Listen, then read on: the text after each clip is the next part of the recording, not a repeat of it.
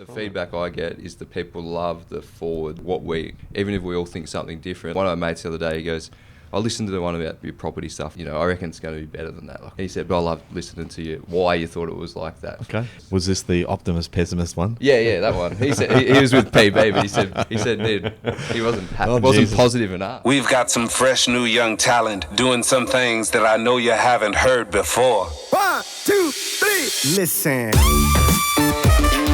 Welcome to Finances, your home for all things financial, investment, money and lifestyle.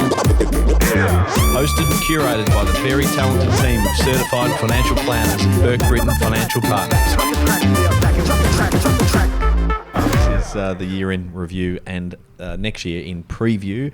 We did the warm and fuzzies in part 1. This is part 2, which is all the stuff outside of Burke, Britton that we're going to talk about.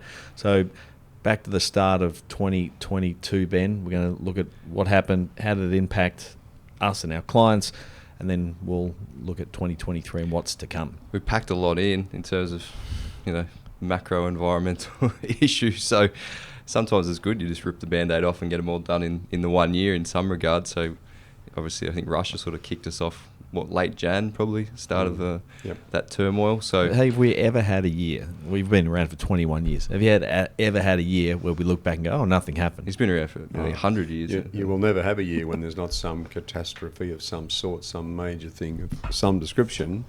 But I guess what we have had in 2022 has been a cumulative number of them. And at that point, my mum used to say, if you can have bad things happen, get 3 or 4 done all at once so you can deal with it and get on with things, And I think we've had a pretty incredible, but we've come through it. My God, when you're living those moments and you see what's going on, you think, oh, this is catastrophic, it's going to destroy us. We've got short memories, don't we? We really do. As humans, we have short memories about the fact that shit happens all the time. Yep. Short memories and short outlooks. Correct. We just punch it right into the here, last week, next week. It's not that important. Yeah, which probably speaks to why having long-term thinking in a lot of the things that we do is really important in planning and not just being hyper-focused on today. That said, we're going to be hyper-focused on what happened this year, so let's go back to Russia, Ukraine. I suppose everyone's probably got a take on it, but we've seen, you see that impact. Obviously markets, aren't sure what's happening, and there's obviously the people, impact on people that's happening there. We've all got clients or friends or family or someone we know that's impacted more directly than others. But we see it when we go and fill up at the servo. Like there's all those real impacts. I think that's the thing with it, is it's not just on the news and it's not just sort of clickbait stuff. It's actually, you do genuinely notice that trickle down effect all the way to here, other side of the world. So it's still going, and that's probably the sadness of it, but the certainty of it is going to keep going, isn't it? So I'm not sure what... Well, the certainty or the uncertainty of it. There's a certainty in terms of this. We're certainly uncertain about when it will finish. That's a good way of putting it. Certainly uncertain. And that's true, because who knows exactly where things are going to go, whether Russia and Ukraine come to some sort of negotiated position. Could get nuked. Yeah, maybe. Well, you've got an egomaniac who's a little bit on the insane side. Hope he doesn't hear that. Yeah, well, he can come and visit me. How do you predict? How do you predict what ultimately will help Russia decide to stop doing what they're doing? And you can't, because we can't put our head in that irrational place. And there's so many variables that are impacting, and it's because it didn't happen quickly, he didn't get what he wanted, and it wasn't a sudden takeover and nice and easy. Well, it's become very complex, and my God, even way smarter people than us won't be able to work out how the hell to get Putin to say, that's it, we'll stop now. So it's an incredibly uncertain certainty. It's going to continue in some fashion. And like that, the stuff with the news, we don't read it or hear about it and then forget it and go to bed. Because when we get up in the morning, you go and fill your car and you're paying 30 or 40 or 50 cents a litre more than you were because of the shortage of supply. And you're trying to build a house and you know that the price is going to be much greater because of the shortage of materials, and all those things are directly impacting every one of us. So I guess the fear factor is this going to go on forever and ever and ever, is what's probably playing with everyone's minds at the moment. And I guess trying to be the optimist, there will be a resolution, because there's always a resolution. I don't know who and how that'll come about, but there will be. It's just a matter of us all dealing with this moment as best we can, not getting too bogged in the negativity, because otherwise we forget the great stuff that's still around us, because we Look at interest rates, look at inflation rates, look at markets being so volatile, look at what's going on in Russia with Ukraine, look at what's going on with fuel prices, blah, blah, blah. We could get caught up in all of that and forget to look at the good stuff, so we've got to be really careful not to get bogged in. Yeah, or forget the things that are actually in your control. Spot on. That was going to be my next point. Controllable stuff. There's always things that are out of our control. We can't, Yep. influence what happens overseas in that respect, but we can control things within our own households and, how we choose to make decisions around spending and investing. So I think it's important to focus on those things that we can. It's a bit backwards, like the micro economy of your own household is really all you should focus on. But we pretty much all get emotional about the biggest macro events that we actually can't do anything really about. And There's a common theme here. I think we've talked about this a few times, even off mic beforehand. Personal responsibility and taking control of what you can is so damn important. And then if you do that well, then you can actually benefit from macro uncertainty, which is, some would say it's a question, but that's what we're all sort of running our own race as a collective. Like we've just got to, you've got to look in your own backyard first. If you're tidy, then you can start to look broader and help others. So. It's counterintuitive for the majority of people that crisis creates opportunity, that in times when there's turmoil, and it's hard because someone's suffering, like someone on the other end of this is suffering, and it's like in the property market, we'll probably get to property as well, but on someone in a market downturn is suffering on the other side of a sale of a property, whereas someone on the purchasing side is probably benefiting. There's always a winner and a loser. From a personal point of view, you can only control your own circumstances, and that's what we should do. You should be informed, and I don't know, we could spend 45 hours on Russia, Ukraine, and we still wouldn't come to a conclusion around what the hell's going on over there and what the impact economically will be, or what we believe about what's happening over there. But again, back to what you said, Delta, sort of take stock in your own situation. So what can I do now that actually would help protect me or allow me to benefit from the volatility that I think we'll all agree is just going to exist in the next 12, 24 months, very uncertain. Foreseeable future, that's right. The market's amazing though, looking forward. Like in you look at the last few weeks and months, like we've almost rationalised it in a way, like it's just now part of it. So people start to price it in, they look at the other side and they go, oh well, it's just going to keep going. So same with probably all the other things we're about to talk about. You sort of go, oh, that's all happening, but we know we sort of look past that and you look at specific companies and go, well, that'll be okay. It doesn't really impact them. At the outset, we all just shit ourselves. But that's that certain uncertainty you mentioned, Ben. Like markets hate uncertainty, but when there's some certain negativity, they accept the fact that it's at least we know what's going on, and for the foreseeable future, that's how it's going to be. So it prices it in. When there's no real indication of where the hell things are going to go, that uncertainty, it's really catastrophic. And it might link through to the next point pretty well. Someone asked me the other day, a client, they said, oh, what does the election results have on the market? Like what happened after that? And I said, we sort of knew what was going to happen at the election, so the market didn't really change at all because the market was looking so far ahead that was a bit of a foregone conclusion, both state and federal, that the market didn't really react to it at all because it had already priced it in the 6 to 12 months prior, that it didn't really change. I said the only time I can remember an election day changing the market was when Trumpy got in, and that was when it went wild because it was a completely unexpected result.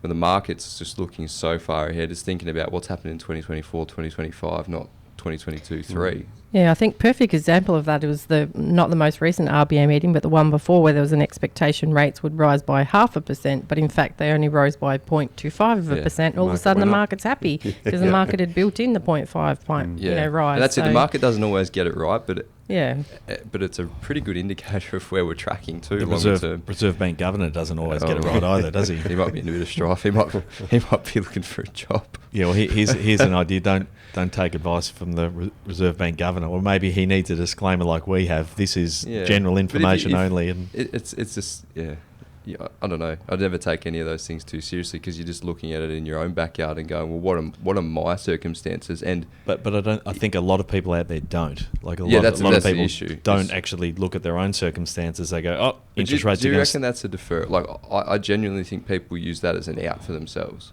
What do you mean? So like they can now blame him instead of like if they'd actually just done their own research and gone, all right, well, what will happen when rates go up to 5%? And then they go, oh, I'll be all good. Or they go, well, that won't work well. But he said it'll be 4 years. And then of course it happens quicker. Well, it's not their fault. It's his fault. It's not really his fault. It's your own fault. It's personal responsibility. And if you've got your own house in order and you go, okay, what actually can I afford? Whether it comes in 2024, whether it comes in 2022. It was going to happen. It's going to happen. Like, it's a no-brainer that rates were going to rise. So, what's the difference of 18 months? Okay, could you've got your house a little bit further in order? Did you think you were going to be able to buy and flip a property in that short period of time?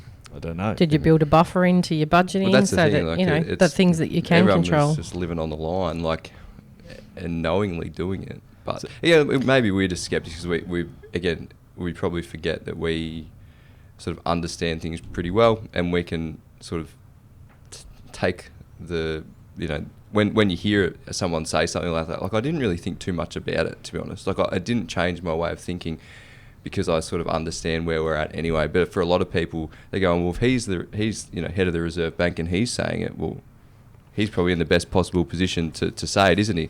So that's the flip side of it. It's possibly not when he said it was the issue either. It was when things changed dramatically. Everyone wants to go back and beat him up because he said that 12 or 18 months ago.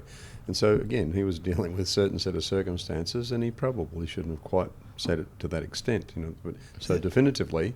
But when the circumstances, the variables were so dramatically different to what anyone could have expected, then all of a sudden we're going back and blaming that point. That crucifying people for having an opinion or stating something at that time. Again, at the time, in that context, we probably all thought it was a reasonable judgment. It was a reasonable New information comes to light and you change plans. Isn't that funny how you get crucified for actually changing your view if you've got more information? Yeah. Sure, isn't that Can you imagine the best course of action to imagine, take, where you actually adapt? Imagine inflation now if they didn't change course.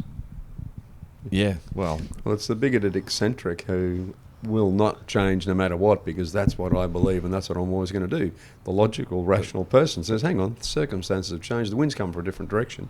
I better work out how I'm going to get the sales to get me where I want to go. Isn't that politics 101? Like, where you're so rigid that you have to be part of your tribe regardless. Oh, my goodness. You've got to be online. Some of the stuff being spruiked in the media from politicians recently, it just doesn't make sense. You got to hold the party line rather than thinking rationally What's and rational? objectively What's and logical? critically thinking through an issue and say, actually, you got a good point. Or actually, I thought that rates would probably not going to start to rise until 2024.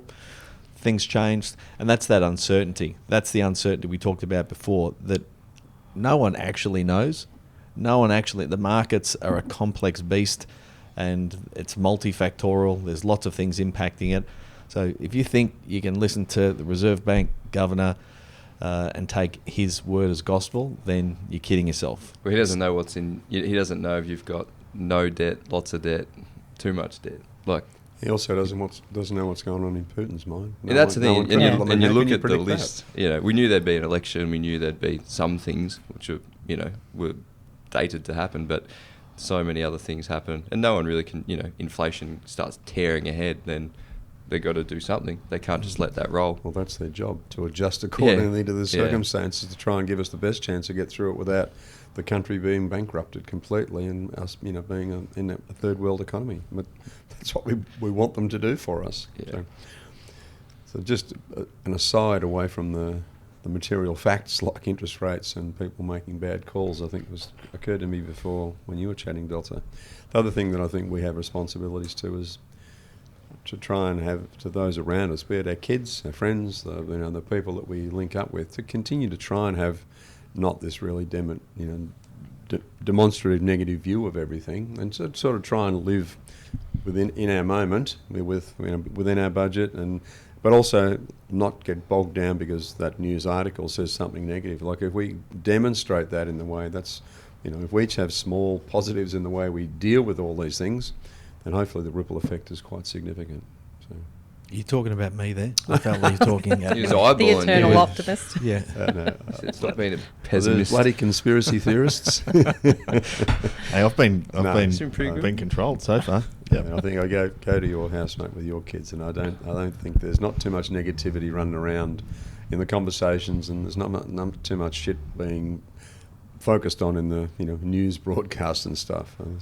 Yeah, I was interested about how much I don't watch the news now. I do not watch the regular. I don't know what time's it on. 5 o'clock news. It runs from 5 till 7. I think Channel 10 started early. I rarely watch it too. I listen to the ABC News on the car when I'm driving just to get a bit of an overview of what's going on. But it's always pretty dramatic though, isn't it? It's always there's always something. It doesn't matter what channel station you listen to, it's going to be extremely bad or extremely good, usually extremely bad. You see it every time with the share market. I had, I think it was a period about a month ago, and the share market had been up about 12-15% across a 4-week period, and you didn't really hear anything about it unless you sort of finger on the pulse looking at it. And then the Friday at the end of that, the market dropped 2%.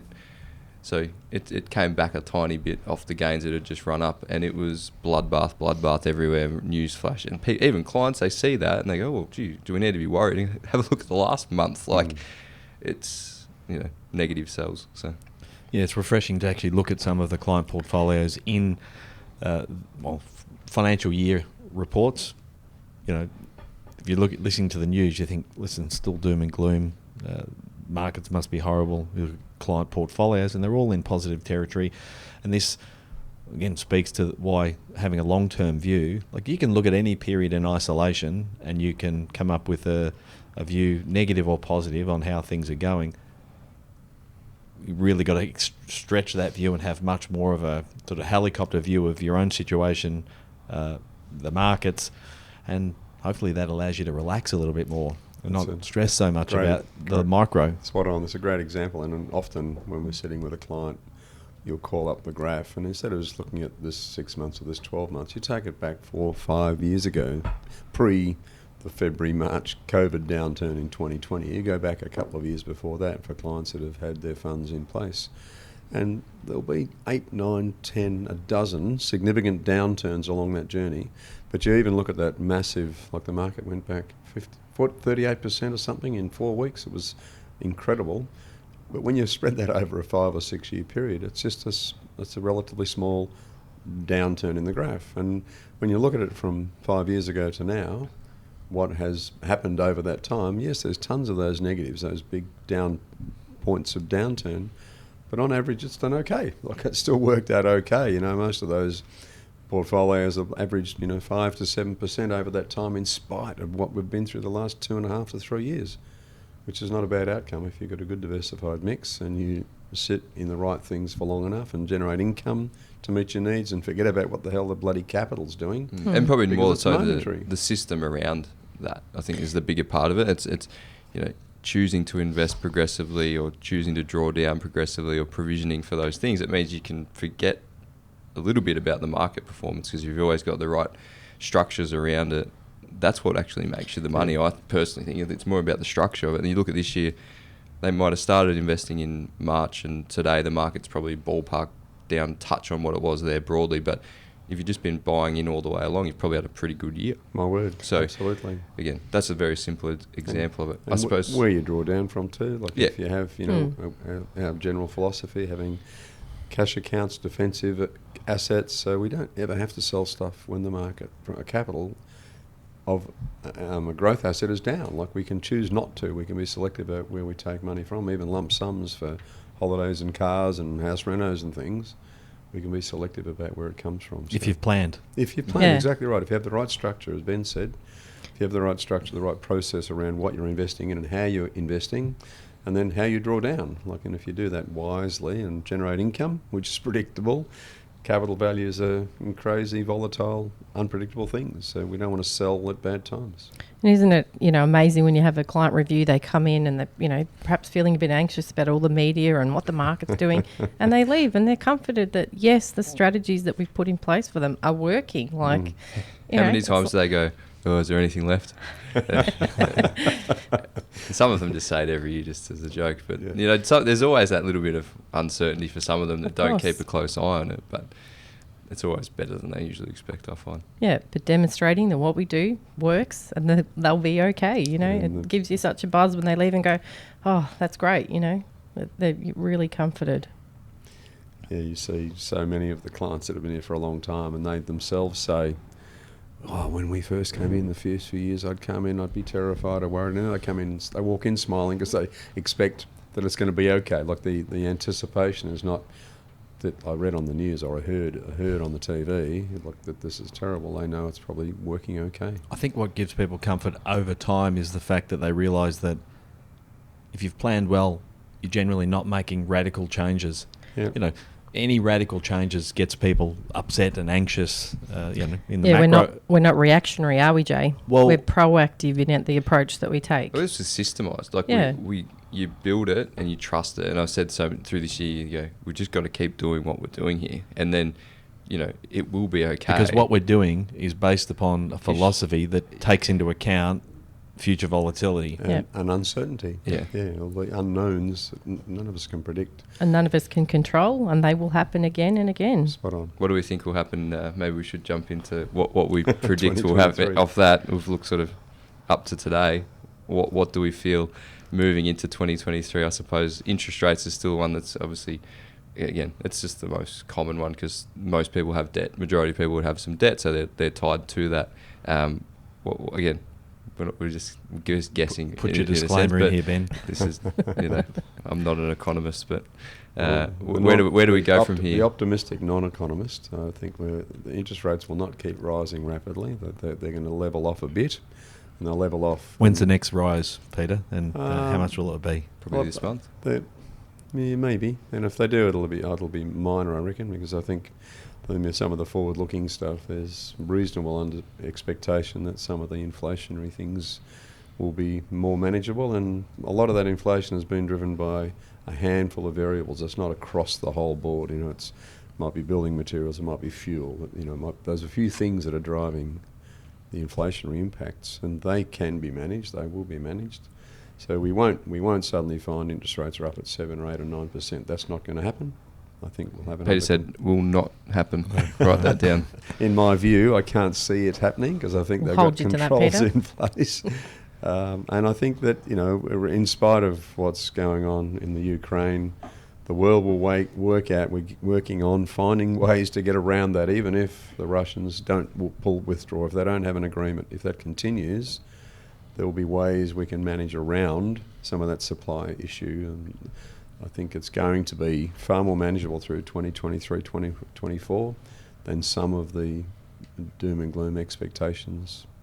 So it'll be okay. 2023 still have scares. There'll be some other scares. Write it down. We'll be okay. It will That's be the name of the Everything- podcast. Everything will be Let's okay. sit in the middle. It's not going to be extremely great. It won't suddenly fix itself, but it's not going to be anywhere near as bad as we might anticipate it going to be. And some of the predictors are saying that potentially you have a couple of rises, flatline, and then even potentially some easing late next year. Again, Spot let's on. not get too far ahead of ourselves, but their biggest guide's that inflation figure, which it appears to be sort of peaking, which it's not Okay. dropping, but it's not increasing, which is what they It's really want the to rate do. of growth is slow, And yeah. that's normal. Like we've just gone through a long period where it hasn't been. Inflation's been low, rates have been low, and everything's just been sort of been ticking over.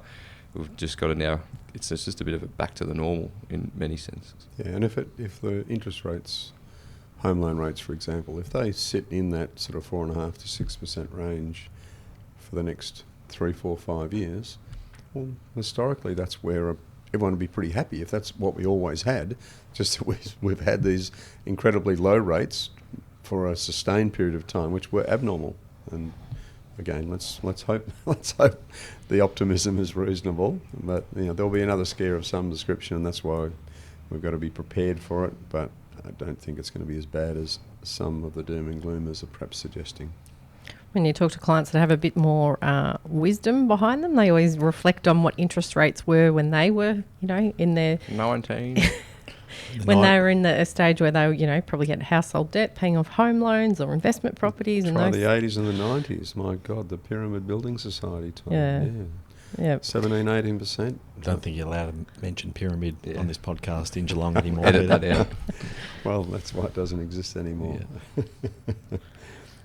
What does that? I suppose the flow on of that to. Let's talk about property. It's normally one of the ones I think we're talking about more and more. People are it's topical always. So, Delta, what's your take on the property? Probably market. just to step back slightly, so obviously lending has really tightened, and that's because, obviously interest rates have risen. That's completely understandable. But then when we look at comparative rates, when we're looking at serviceability, they're at 6-7% on occasion, so that's really tightened over the course of those interest rate rises. I think property is quite dependent on the area. There's always going to be pockets that will be in demand. So it's really probably specific to the property itself and the area that it's in. And, speaking to real estate agents that we have, local connections with, what they're saying is that properties are just staying on the market a bit longer than they would have otherwise. And there's more management of sort of vendor expectations. They actually have to work for their money. You said that, Ben? I think when I've had clients selling, they're panicking a little bit because it's sitting there for a few weeks, which is actually normal. That's pretty normal. Because they're comparing.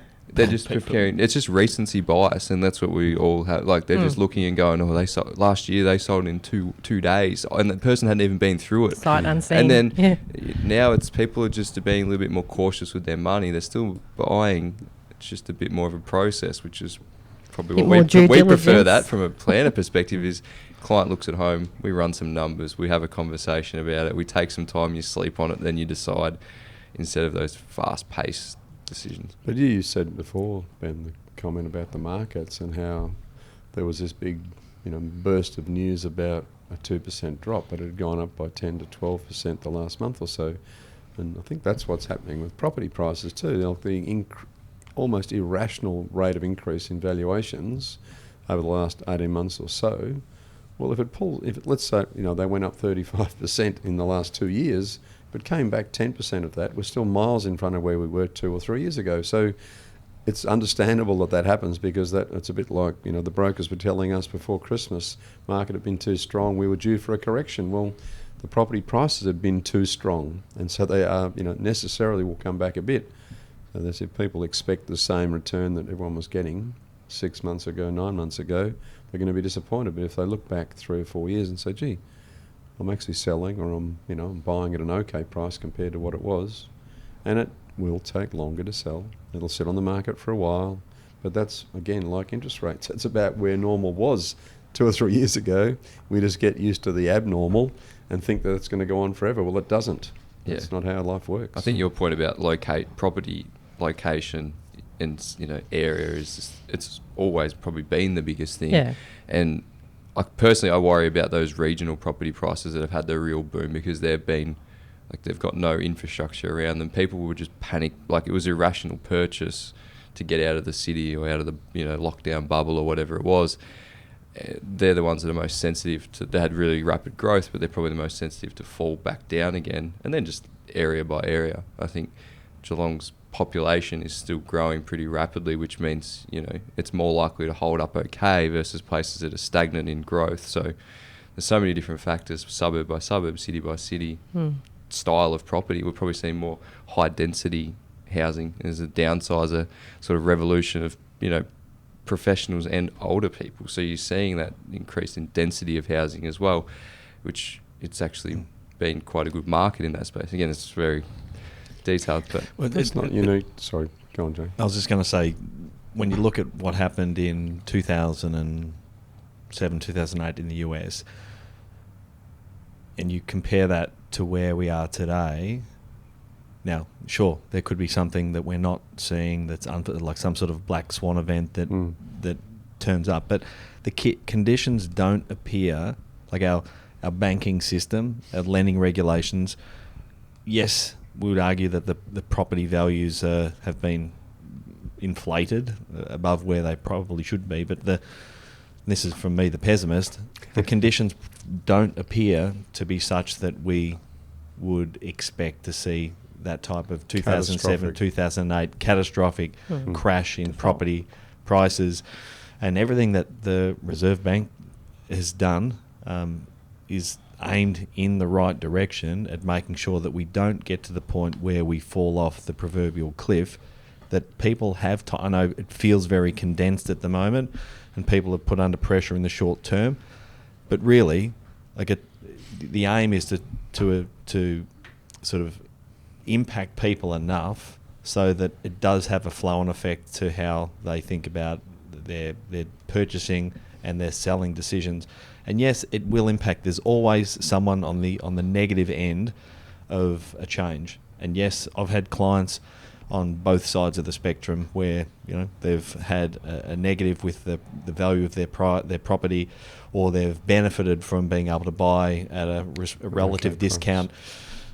This is all the way back to taking care of your own backyard first, and then you can take advantage of some of those opportunities that will probably present themselves. Yeah, when you reflected on the financial crisis that began in the US, and very different set of circumstances, because the borrower in the US said, "Whoops, I don't want this. This is going to be too expensive," and the rules allowed them just to hand the property back and walk. They didn't have any carryover debt issues. They just give it back and walk. So everyone was walking out, but that's not the case here. Like, we won't sell. But even prior to that, there was the bundling up of loans that should never have been terrible financial provided to people from institutions. Then bundled up into an investment that was en masse, allowed people to invest through fund managers, which then shit itself, which caused negative that gearing multiples over and over and over again. It was awful. But the point with us in Australia, like if my house has suddenly come back by 10%, and I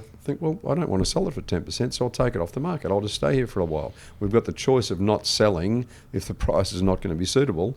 So by extension, if 100 people got their house on the market and 50 say, actually, I'm going to sit on it for a while, I don't have to sell at the moment, well, all of a sudden the supply issue is a little bit lower, therefore that'll help the price maintain a reasonable level.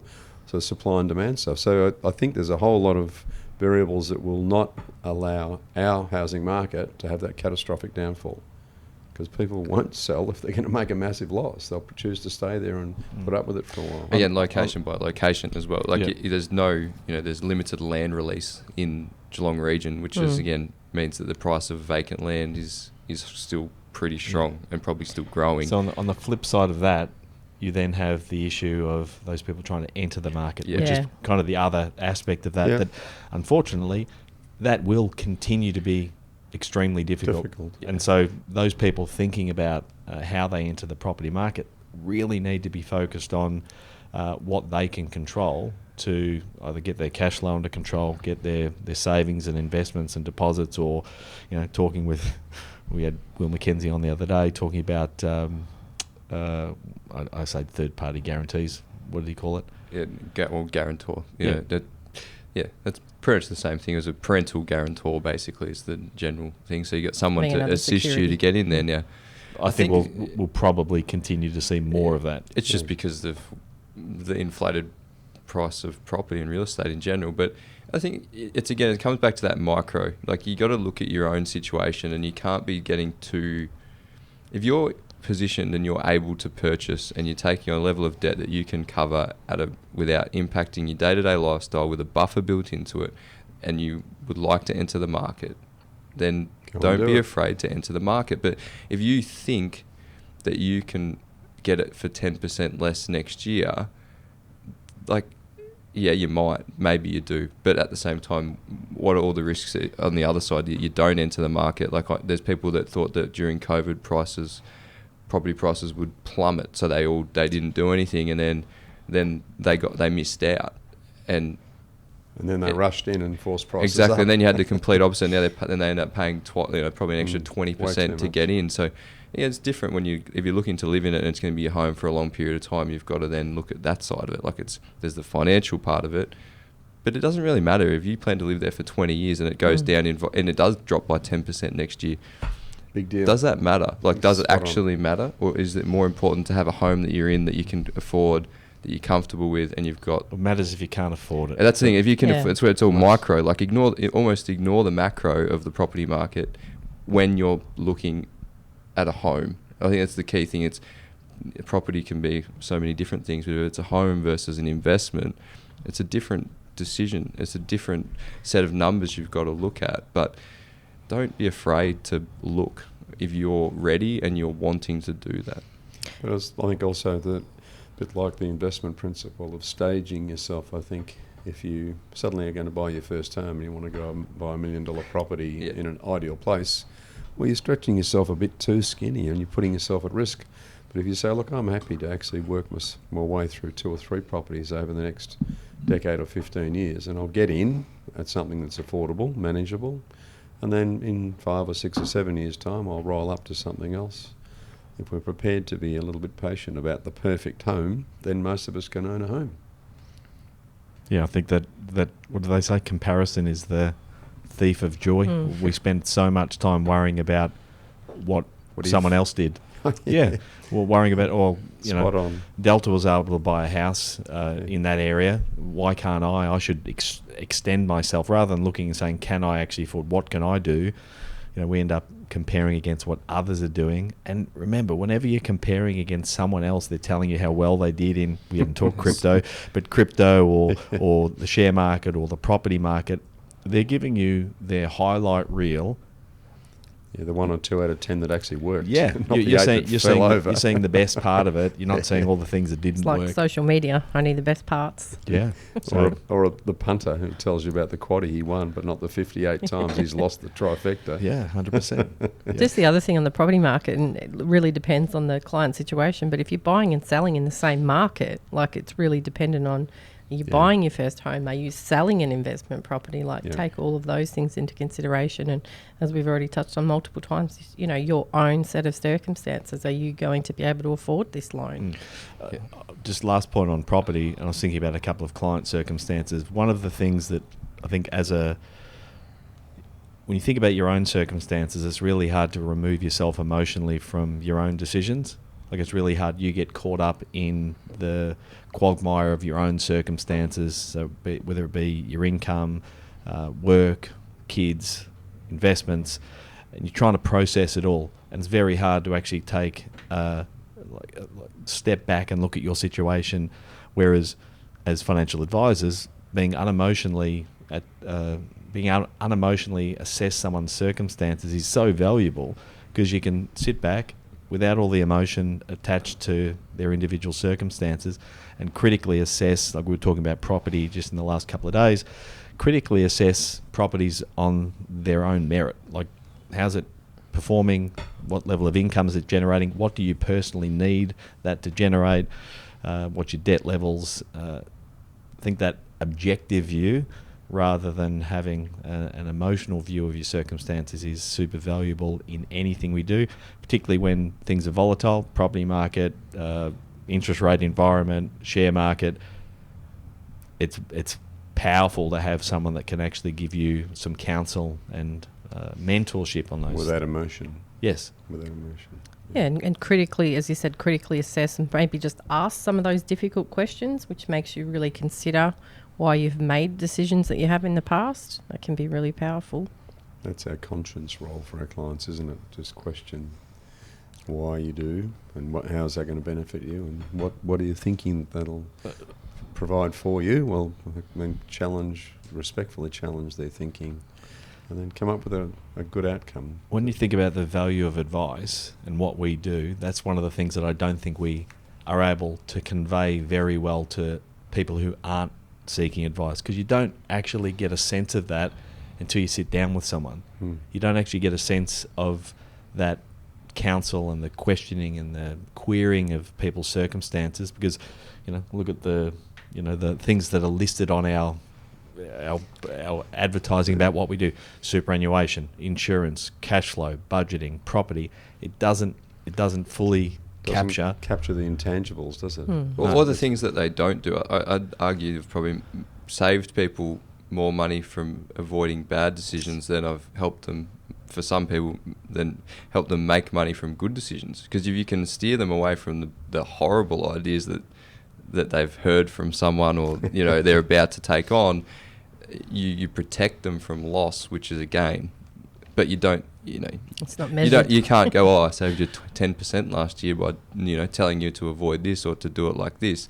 You only look at the return on it and the upside. You don't actually quantify the protection of the risk you could have carried. The intangible value. Again, we need to do a better job as financial advisors to let the broader community and people that actually are seeking advice understand that there's an enormous amount of value in that, in actually, and that's why I think things like the podcast are important in that regard, because people can actually they can hear us talk through some of the scenarios that we would think about, and that, like we've talked about today, some of the, I don't know, just how we think about what's going on in the markets with property, with how people make or attach those decisions to some of their emotions as well. What else have we got, Ben? Anything else you want to cover off on? I think we've probably, through all that, covered most things off. I'm not sure if there's anything else that jumps out. I think it's going to be another interesting year ahead. Every year is different. Every year we probably say the same thing. It's going to be interesting. There'll be opportunities. There'll be, risks for everyone. So I look forward to getting stuck into it in a few weeks' time. It's not far away now, so hopefully... One thing we didn't... We did a podcast, I think it was 12 months ago, that I never posted on non-fungible tokens and cryptocurrency. I think there's one that died a death during that. So, it's still there, but it's probably a little bit... You're not hearing about it as much at the moment, which is... Maybe it's because it's not as positive. Yeah, maybe because the ones that are going bankrupt. Yeah. We don't want to be the cynical ones about it all. No. I think it has a place. I still don't think it. I don't think it just disappears, but I think it just shows the risk of those assets that are unregulated, and it's that's where we always find as advisors it's very difficult, because it hasn't got a tangible value that's linked to an asset or an income stream or something. It's a thought and idea and a system, which maybe again it'd probably come flying back one day, but. Yeah, sort of balanced nature means we probably have sort of in it. You'd like to see these things mature as well. Like there's lots of investment options and vehicles out there that we are always looking at, but until we have seen longevity of it and understand it, I'm happy to be a late adopter, because I know that it's safe and secure. I think philosophically, we, for our clients and our general thrust of what we try to do, we constantly talk about not speculating. Look, we want some degree of confidence and certainty about what's going on, so that you might not win Tats Lotto, but you aren't going to go bankrupt. And I think, I give examples of people that got into alpacas when they were, like you're paying $35,000 for a breeding pair, and then you're selling them for $200 a young'un. And one client couple in my GIO time spent $130,000 on a pair of ostriches they brought over from South Africa, because that was going to be the next thing. Well, within 5 years you couldn't sell an ostrich, because it was... I'm pretty sure you were going to start an I ostrich was going to do emus. You'd have space for an alpaca, wouldn't you, Jay? Well, everyone we had where I live, everyone's got alpacas now. Yeah. Like everyone's got alpacas. So what do you pay? You $200 or $300 for an alpaca wether. And they're great pets, and they're really good for keeping foxes and stuff away. But even that emu idea that I had years back, but it looked like an okay idea, except there was no coordination. Again, it's a bit like crypto. There was no coordination and regulation of the market for the abattoirs and the production of meat and feathers and skins and things. I looked at it and thought, well, it's great. You can produce all these emus. You can produce all these emus that are worth this much. But if no one's going to buy them and turn them into a value-add product, what's the point? Instead of spending $100,000 to set it all up, and then find you've got 250 emus that you've got to euthanize because you can't feed the damn things. Thankfully, I stopped before I went too far with that one. Yeah, and doing deep dive into any particular topic is time-consuming. And it needs to be balanced out with the risk that you're actually prepared to take.